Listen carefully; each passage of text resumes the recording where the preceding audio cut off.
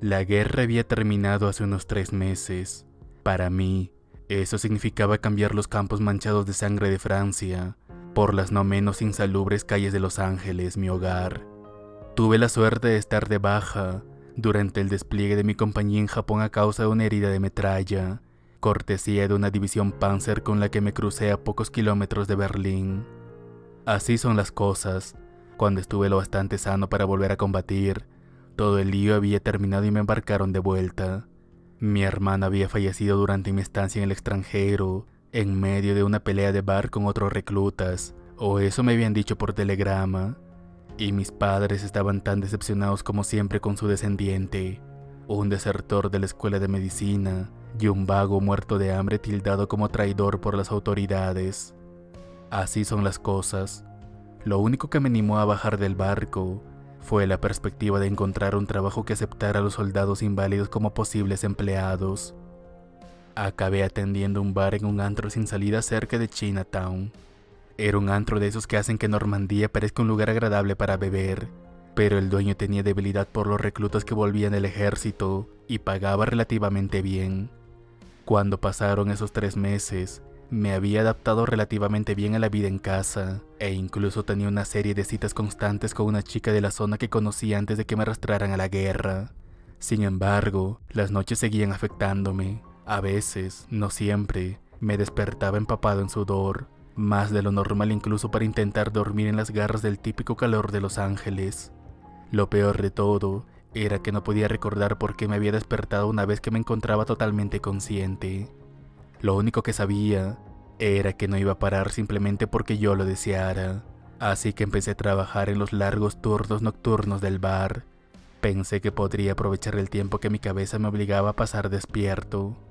Esa noche en particular, lo que fuera me arañaba el cráneo con especial fuerza. Cada vez que me tropezaba con la cúspide de saber qué era, me lanzaba a las profundidades de un ataque de desasosiego que me arrancaba de una atmósfera de serrín y sudor para llevarme a otra compuesta de cordita y gritos. El hecho de que el lugar estuviera casi muerto aquella noche no me ayudó en nada, y pasé la mayor parte de la velada paseándome arriba y abajo por el bar, en ataques de escalofríos que se comían la humedad que asfixiaba todo lo demás.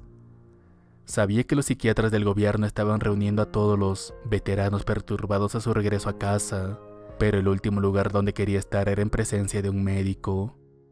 Sabía que había visto suficiente parafernalia médica para toda una vida y algunas más. Sin embargo, me estaba quedando sin opciones, eso lo sabía. Las horas pasaban cansinamente, y cada vez estaba más decidido a visitar la oficina local de veteranos en cuanto el sol decidiera volver al cielo.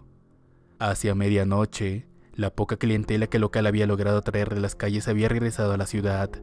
Los marineros y los infantes de marina que estaban de permiso en tierra entraban y salían a trompicones, ya que el club estaba en pie de guerra hacia los clubes y las callejuelas de Chinatown. De vez en cuando, 1 o 2 clientes habituales acudían al bar, a veces acompañados de alguna fulana conseguida en algún callejón. Sin embargo, a medianoche, ambos grupos brillaron por su ausencia.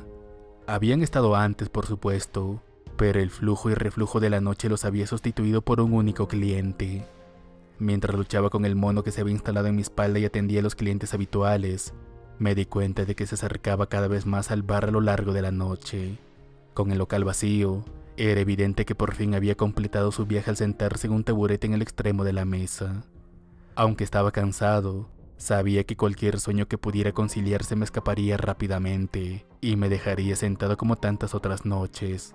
Así que en lugar de echar al tipo y cerrar, me acerqué a él y le pregunté qué quería pedir. Un brandy, por favor. Hablaba con un tono que me resultaba familiar pero que no pude identificar. Tal vez era una de esas voces que todo el mundo conoce, patriarcal en cierto modo en la sangre, como un abuelo quizá. Una voz que dice, relájate, confía en mí, independientemente de las palabras que la acompañen. Asentí con la cabeza y cogí a tientas una botella de las baratas que abundaban en la pared del fondo. Cuando me volví, me di cuenta de que se había cambiado de sitio para sentarse en el centro de la barra. Tenía una expresión que denotaba algo. No sé, quizás tristeza. No, melancolía sería más apropiado, pero creo que ni eso le haría justicia. Fuera lo que fuese, Me carcomió lo suficiente como para asegurarme de que tuviera mucho cuidado al dejar su bebida. Por un momento creí que no se había dado cuenta, pero entonces me miró directamente a la cara y asintió con la cabeza. Muchas gracias, amigo. De nuevo, su voz parecía tener algo de etéreo. Casi resonaba a pesar de que el lugar era tan pequeño como un ataúd. Asentí con la cabeza y me apoyé en la pared, con los brazos cruzados sobre el pecho, a la espera de una conversación que ni siquiera estaba seguro de querer. El hombre bebió unos sorbos de su licor antes de dejar el vaso sobre la barra y levantar una bolsa junto a él. No tendría más de 20 años y, sin embargo, su rostro tenía el aspecto demacrado que solo la edad puede castigar.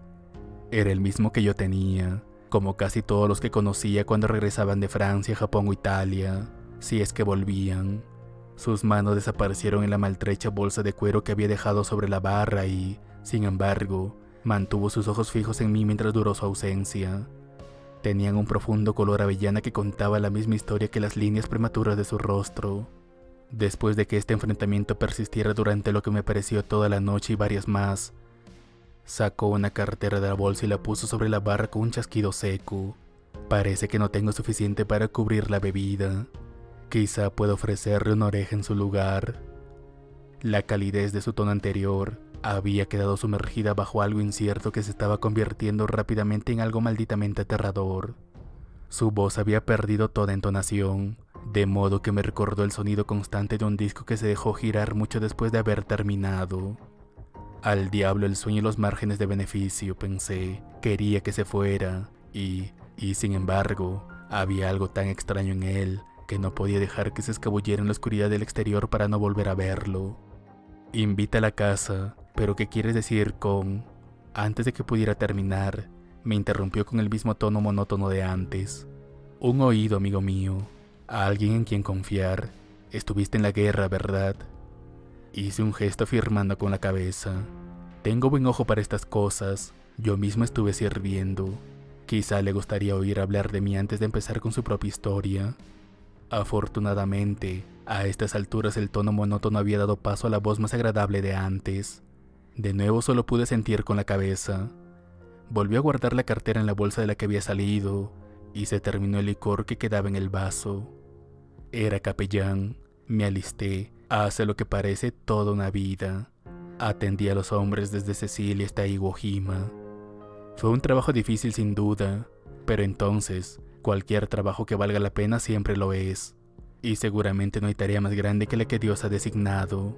Después de terminar se revolvió un poco, hasta que me sentí obligado a romperlo con mi propia contribución, aunque solo fuera para acelerar la marcha del bebedor solitario. Algo en su comportamiento general se combinó con el hecho recién aprendido de que era un predicador, para arruinar cualquier mística que tuviera a favor de empezar a irritarme. Yo también fui médico. Por suerte, solo entré en acción en Francia. ¿Qué pasó con la bebida entonces? Pensé que a ustedes no se les permitía hacer eso. Volvió a moverse en su asiento y clavó sus ojos en una mirada oscura que se perdía en la nada. Dije que era un hombre de Dios, amigo. La guerra ha terminado. Tengo otros deberes que atender. Aunque siga siendo de su competencia, no requieren tanta regulación. Una risita puntuó su aclaración, o un sonido que preferiría no volver a oír. Pero háblame de tu época de servicio. Hasta entonces no había tenido ocasión de hablar mucho de ello. Pensé que si me callaba, el insomnio pararía. Tal vez podría olvidar. Tal vez no hablaba de ello porque no había nadie con quien hacerlo.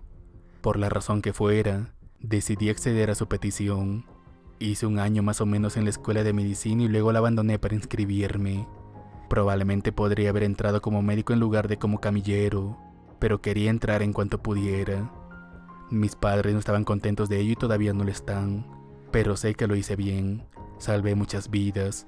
No estoy seguro de cuánto de eso creía en ese momento, pero pareció interesarle al hombre de Dios. La expresión inexpresiva que había llevado durante toda nuestra conversación se transformó en una que se acercaba brevemente a la preocupación. ¿Y tu mayor fracaso? Perdón. Todos los tenemos, momentos en los que pensamos que deberíamos haberlo hecho mejor. ¿Cuál es el tuyo? Me rasqué la nuca con la esperanza de captar la palpable sensación de pavor que se estaba formando allí, pero solo sentí la carne húmeda a la que me había acostumbrado. Hubo un paciente al que no pudimos salvar, un chico, probablemente de la misma edad que yo en aquel momento. Había recibido algunas cuantas heridas de bala en un nido de francotiradores alemanes, cerca de una carretera a pocos kilómetros de Normandía. El autoproclamado capellán retirado escuchó atentamente antes de que me tomara unos momentos para serenarme. No digo que nunca hayamos perdido hombres antes de eso, o diablos, después tampoco, pero esta vez podría haber sido diferente. Si hubiéramos tenido las herramientas adecuadas, habríamos podido alcanzar las balas y curarlo. Recibió 3 disparos en la pierna, una herida que no suele ser mortal si se recibe la atención médica adecuada, pero supongo que no fuimos lo bastante buenos. El ulular de una sirena atravesando la noche llenó el vacío que siguió. No tenía nada más que decirle al cura, y parecía que él tampoco tenía nada para mí. Al final tuve que hablar para aplacar mi propia cordura. ¿Y usted, padre, cuál es su mayor fracaso? Una sonrisa irónica se dibujó en su rostro antes de acercarme su vaso. Lamento no haber podido atender a más soldados antes de que terminara la guerra. Verá, la mayoría de mis obligaciones estaban relacionadas con dar a los moribundos sus últimos derechos, y solo en raras ocasiones pude asistir a los que no estaban al borde de la muerte. Muchos hombres sobrevivieron a la guerra, pero volvieron a casa con demonios como el suyo. Ojalá hubiera tenido más tiempo para exorcizarlos antes de su regreso. Su comentario, dirigido directamente a mí, dio en el clavo y me di cuenta de que ya era suficiente. Cogí su vaso y lo devolví debajo de la barra antes de apoyarme en el mostrador. Estoy seguro de que se las arreglan bien sin usted, padre. Si no le importa, me gustaría cerrar ya. Los golpecitos en mi reloj parecían apoyarle a asimilar la situación, y respondió poniéndose de pie y preparándose aparentemente para marcharse. Pero antes de hacerlo, volvió a hundir una de sus manos en la cartera que llevaba colgada de la cintura. Poco después, retiró la misma mano y dejó caer un puñado de objetos que repiquetearon sobre la barra.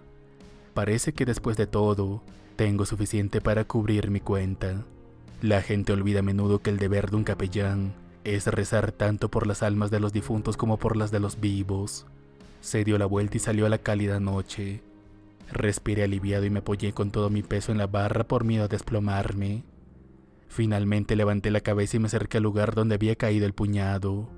Sobre la superficie yacía un surtido de monedas que sumaban exactamente el coste del brandy que había pedido el último cliente de aquella noche, a pesar de que nunca le dije cuánto debía.